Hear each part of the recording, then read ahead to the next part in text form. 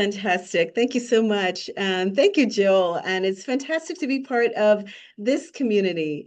And I must say that my own leadership journey has been enhanced because of being part of this community. So I want to thank you for the work that you're doing. And it's truly an honor to be part of the collective. Thank you so much, everyone, for joining today. I'm really excited about having this conversation, I would call it, today in terms of expanding awareness and understanding how leaders are experienced by others. So before we jump on into the framework, I want to start with a simple question. How accurately do you think you see yourself as a leader? And as a second question, how accurately do others experience you as a leader? And I'm sure you got from the icebreaker, that was one of the things that we want to explore today. So again, leadership lives, it lives in that space between these two answers. The more those two perspectives align, the more trust, clarity, and effectiveness a leader creates. So I'm really excited to start with this opening reflection for us to think about as a group today. Food for thought. And so when we look at self-awareness, one of the strongest predictors of leadership effectiveness is self-awareness. But self-awareness has two dimensions. First is internal awareness, understanding our values, our emotions, our motivations, and also understanding our patterns. And the second is external awareness, understanding how our behaviors actually impact others. So many leaders develop strong internal awareness, but fewer actively explore how they are experienced by others. And so that is our challenge today in raising this discussion about why self-awareness matters. It is, again, one of the strongest predictors of leadership effectiveness. And so we want you to continually ask this question as we go through the discussion today. How do others experience you? What impact do your behaviors have? And what blind spots might you have? So the Johari window helps us to explore those questions. So conscious leadership, it begins with awareness. And any of you have been in any of the leadership forum sessions, we know that conscious leadership has increasingly enhanced our own awareness as we've gone through the summit and other kinds of forums here. So we know that awareness of our thoughts and beliefs, they matter. Awareness of our emotions, awareness of how our behavior affects others. And when leaders become aware, they can move from that automatic reaction to intentional leadership. And so when leaders increase awareness, they gain something incredibly powerful, and that is choice. So instead of reacting automatically, they can actually begin to lead intentionally. And so we are here now at the Johari window. The Johari window, for those of you who may not be familiar with it, is a framework developed by psychologists. There were two psychologists that created this framework. One who was named Joe, and the other was named Harry. And so here we have the Johari window, whichever you prefer to call it.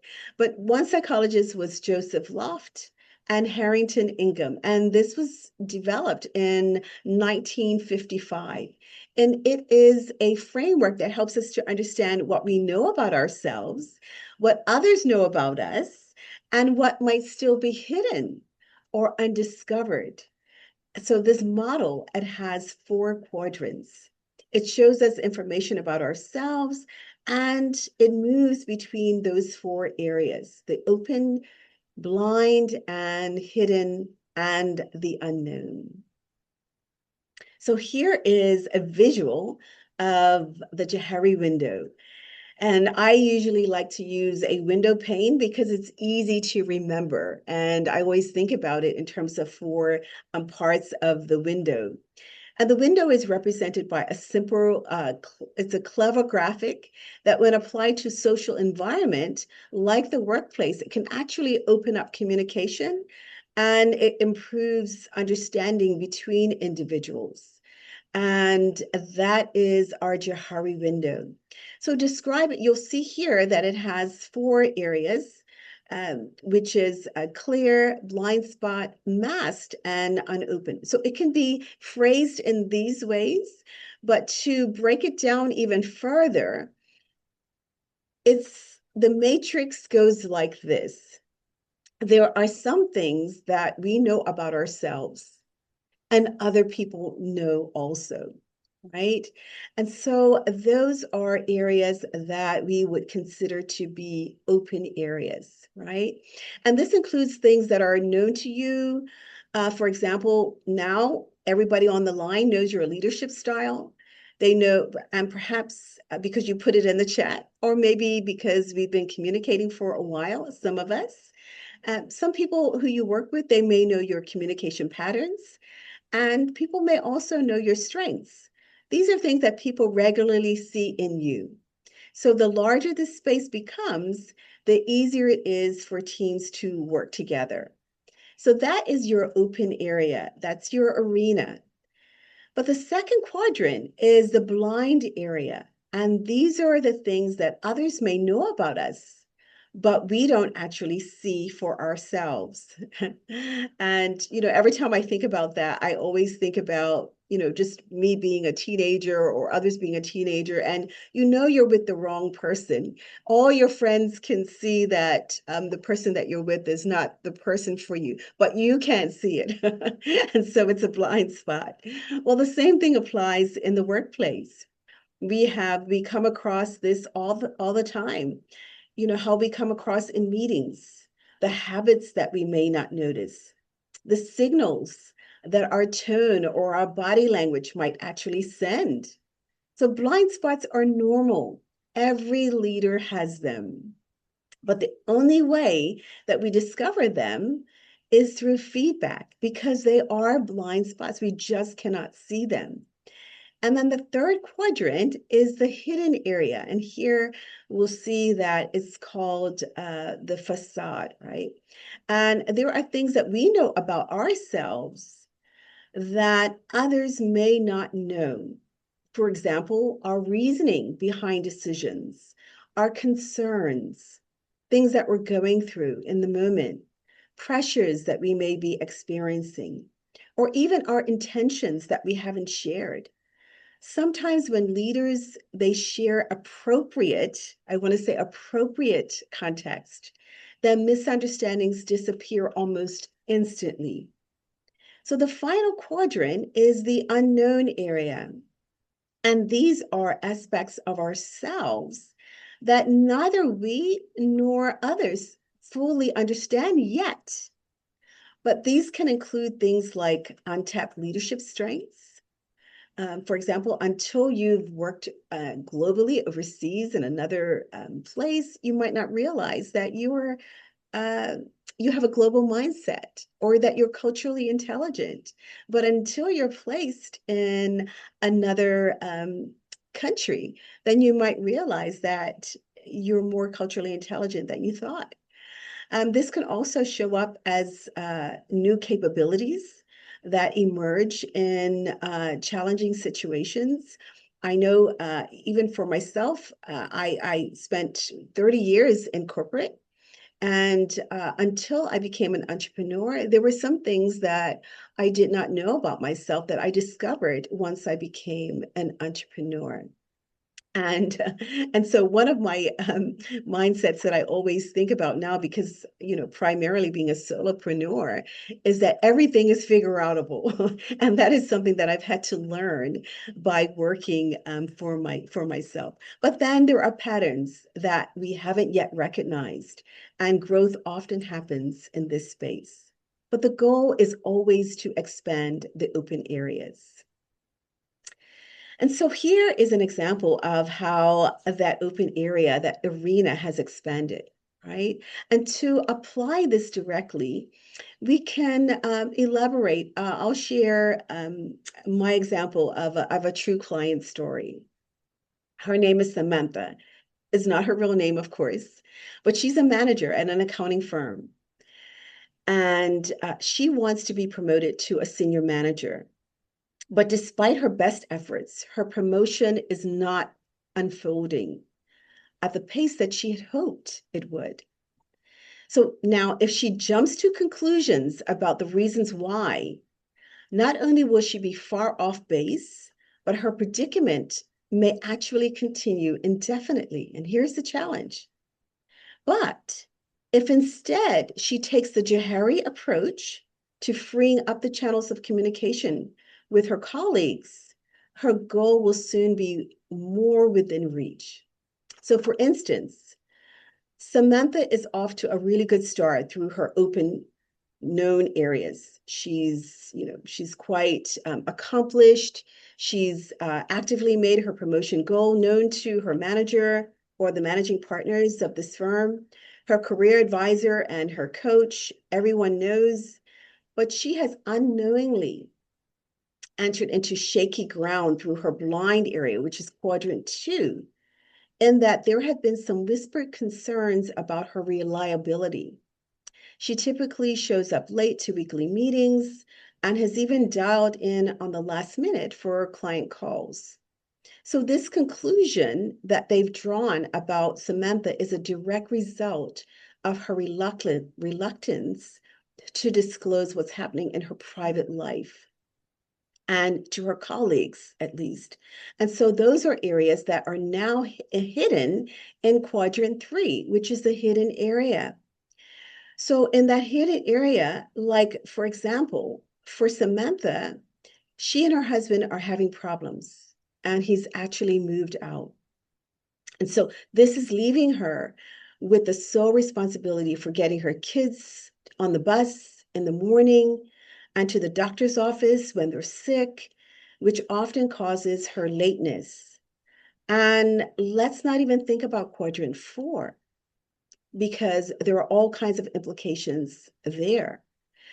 And so, a logical solution, the goal is a collaborative one, which is both managers and reports to take an honest look at their own Johari windows and stretch that quadrant 1 to outsize the other quadrants. And this expansion of knowns is of benefit to all parties. For example, when Samantha finally decided to share the personal information about her home life with her colleagues, they understood completely that this was a temporary rough patch that she was in, and it promptly subtracted it from the equation. And so, likewise, if her colleagues had shared their concerns about her reliability sooner, because it goes both ways, it would have eliminated her assumption that it was a bad idea to risk seeming unfit for new job responsibilities by admitting defeat in her home life. So it's very interesting how a simple approach to workplace communication can actually peel back the layers of confusion and misconception so effortlessly, yielding trust and social safety in the process. So as long as there are boundaries, and I do want to say that, of course, there should be some guardrails, there should be some boundaries, there should be the psychological safety, but, just to be thoughtful and about oversharing to make sure that it doesn't occur. But we can all do our jobs more efficiently with the freedom to be able to deliberately shape our individual career goals. So as for Samantha, a promotion is just around the corner. So here is more of the leadership reality, right? Leaders often assume, well, if my intentions are good, then people will understand. Well, we know that there is a difference between intent and impact, but people interpret behavior through their stories and assumptions. Without feedback and transparency, misunderstanding grows. And so one of the most important lessons for leaders is this: leadership impact is not defined by our intentions. It is defined by how others experience us. It shapes very much our leadership brand. So it is defined by how the others experience us. And when leaders stay curious about their impact, then they create stronger relationships, better communication, and healthier teams. So two behaviors grow the open area. They are feedback, others helping us to see what we cannot see ourselves, and self-disclosure, which is sharing relevant context that helps others understand our actions. So conscious leaders, what do conscious leaders do? They actively work to expand that open area by asking for feedback, sharing context, being curious about their impact, and inviting honest dialogue. Self-awareness becomes a leadership discipline. So we can see here how the Johari works in practice. There are areas, as you can see there, that were open, but based on feedback solicitation, you can see that area sliding and expanding to the right. And when that expands to the right, you can see how the blind spots become smaller, and you begin to mitigate that blind area. And we can see also from areas of self-disclosure and perhaps exposure, then that hidden area also becomes smaller. And because all of those areas, because self-disclosure happens and feedback happens, then that shared discovery becomes much more open to the team. And then the result of that is unknown potential through this self-discovery process. So let's look at an example of Maria. Maria listens quietly in meetings. She believes that she is being thoughtful, but others interpret her silence as disengagement. And there is a gap between intention and perception, and it lives in that blind area. Now, having said that, hopefully we've given you an opportunity to think about perhaps scenarios, your own leadership brand, perhaps potential gaps, etc. So we're going to, in a moment, you'll move into breakout groups. And your goal is to use the Johari window to explore a leadership scenario. You can either use the example that I'm going to provide you, or in your team, you can explore a real leadership situation that someone in your group volunteers. Your goal is not to solve the problem. Your goal is to increase awareness of what might be in the open, blind, hidden, and unknown area. And we want you to identify some insights about leadership awareness as the outcome of your discussion. So again, the goal is not to, because a lot of us are coaches on the line and we like to help people to solve problems, but the goal here is to increase awareness. So here is the scenario, if you should decide to use the scenario. The helpful leader. Danielle is known as a very supportive leader. She frequently checks in with her team and often says, "Oh, let me help with that. Oh, send it to me. Oh, I'll review it."